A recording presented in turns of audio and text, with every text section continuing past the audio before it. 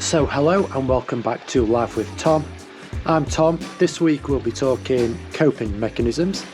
So I'll be honest and say that I've used some very poor coping mechanisms before. So they've ranged from alcohol through to people pleasing, external validation, but we'll get onto that further into this episode. So one of the biggest things I have to do is exercise. So we've been through that. Goal for tonight with, I call her May. The mace bell was 100 swings. I'm up to 80 as it stands, so I might push that up to maybe 160, 180 or 200. And then after that it's cold water, so you'll see we do cold water.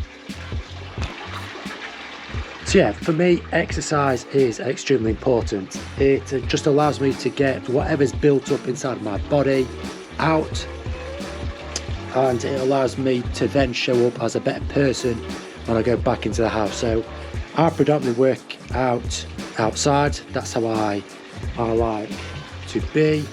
It's where my mind is its freest. It's not caved, or not caved in. It's not confined. I work outside. Being inside in an enclosed environment I do not like, so being outside is just so much better for me. So you've just seen the mace bell, you'll see a workout now.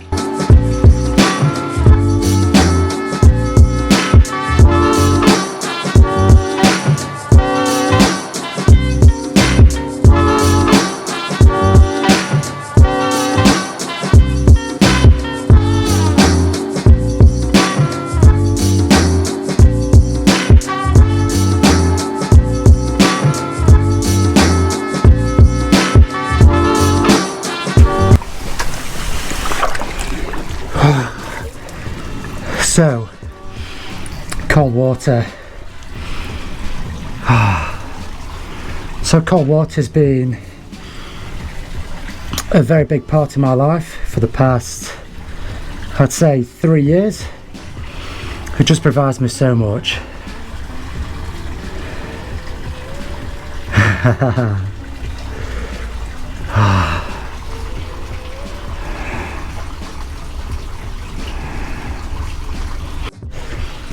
So yeah, what it does, it challenges me every single day. So I know it's going to be cold, but I know that at the end of it I'm going to feel fantastic. So moving outside of this, I've always struggled with hard conversations and I've often backed out of them. But if I can apply this logic in that I know it's going to be hard, I know it's going to be tough, it will come to an end and you'll feel so much better for it. Let's just crack on, Tom. So that's one of them. And it's also that mental fight in that I know I'm capable of hard things, but I always put that barrier in front of myself and never fully test myself. And so by doing this every single day, it reaffirms that message. And it reassures me. So then I start this self-validation and it's just I just feel so good. So tonight I will be talking coping mechanisms. So we've explored some of the ways I'm now coping with sort of stress, if you want to call it that, just life really. But one of the ways I used to, well, these are the ways that I used to, and they were very destructive. Alcohol. So I used to use alcohol sometimes quite heavily to try and suppress whatever was going on up here, and the issue with that is that I didn't actually deal with the issue and it just rolled it over to the following day, and there were many times where I'd wake up the following day feeling even worse, so I was even like in an even worse position.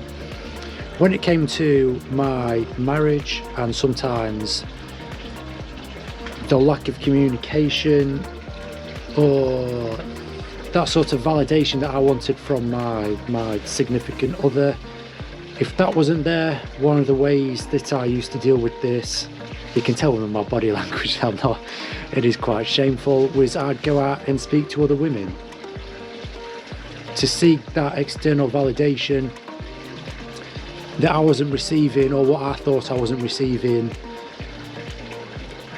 from my significant other. It's hard for me to say that because there's a lot of behaviour that I'm not proud of, but what I have to do is learn from that. So that explains why I've gone away with a life coach and sort of tweaked my thought processes. I've learned how to internalize a lot of those voices into positive affirmations for myself. So yeah, I'm moving forward rather quite well. I'm proud of myself. This is, well yeah, it's big. It's pretty big for me because I'm putting this up on YouTube and saying I've made some big mistakes, but that's how people grow, by admitting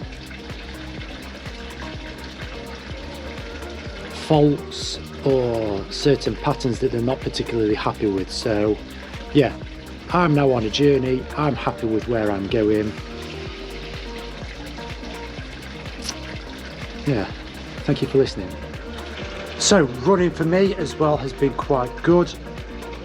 Whereas before I'd get home, I might do press ups for about 20 minutes and then just disappear and have some cans or have a bottle of wine. I'm now taking myself out running, so I've just done that workout.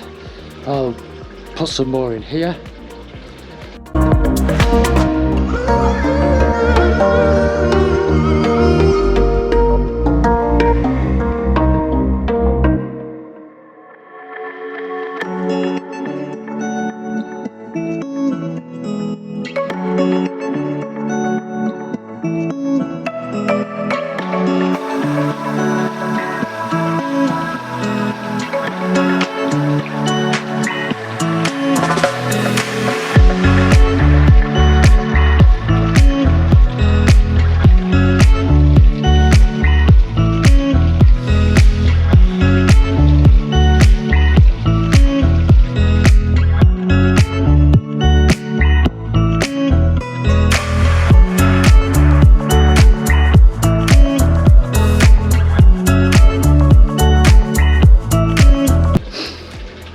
And then I've just taken myself off for a 5-kilometre run. So, but I don't know if you can see, but I've got steam coming off me.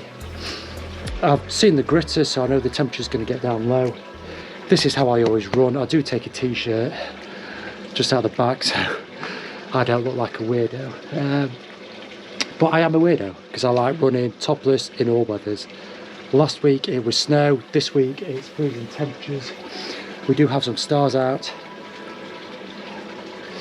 Yeah, I'm happy. So these next two you might be on board with, you might not. The first one is talking. So be that with a counsellor, a therapist, a life coach, a mentor, or just reaching out within your sort of close circle of friends, just talk. Because just by getting it off your chest, it's like you relieve a bit of emotional pressure off yourself. So I have my men's group. Well, I've got two men's group that I sort of tap into occasionally. One is local to me, the other one is nationwide to the UK. I say nationwide, it's open, or like it's in the UK. And yeah, we just bounce ideas off. I sort of vent in there. I also have a confidant as well, so someone extremely close who I can just sort of talk at and they just listen with empathy. And again, I've had to learn this, there's a difference between sympathy and empathy.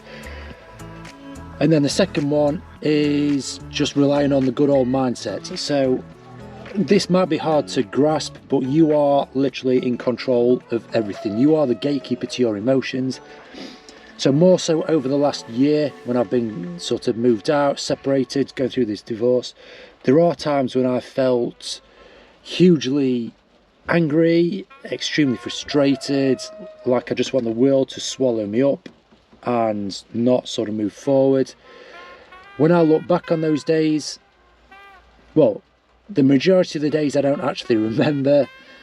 So it's just allowing yourself to realise that what you're experiencing will pass, And with the right sort of controls in place, be it if I have a sort of red flag day where I feel particularly angry, I can sort of go back and explore that through my journal and figure out, do I need to put more boundaries in place? Is it me that needs to just accept it and just embrace it and figure out what it is inside of me that sort of got wrong? So I hope this has been interesting. I've enjoyed talking about it. No doubt I will cover this again because it's an interesting topic.